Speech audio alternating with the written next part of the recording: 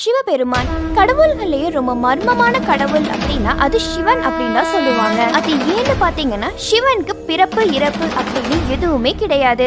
ஆரம்ப முடிவு அப்படின்னு எதுவுமே இல்லாத ஒரு எல்லையில்லாத கடவுள் அப்படின்னா அது சிவபெருமான் தான். இதோட முடியல, இவர் இருக்கக்கூடிய கைலாய மலையாகட்டும், இவரோட சிலையான நடராஜர் சிலையாகட்டும் எல்லாமே மர்மம் நிறைஞ்சதா தான் இருக்கு. சிதம்பரம் நடராஜர் கோயிலோட சேர்த்து 7 சிவன் கோயில்கள் இந்தியா மேப்ல பாத்தீங்கன்னா ஒரே நேர்கோட்ல அமைஞ்சிருக்குமாம். அது ஏன்னு இன்னுமே தெரியல. சிதம்பரம் நடராஜர் கோயில் மனித உடலோட ஒத்து போகுது அப்படின்னு சொல்லப்படுது.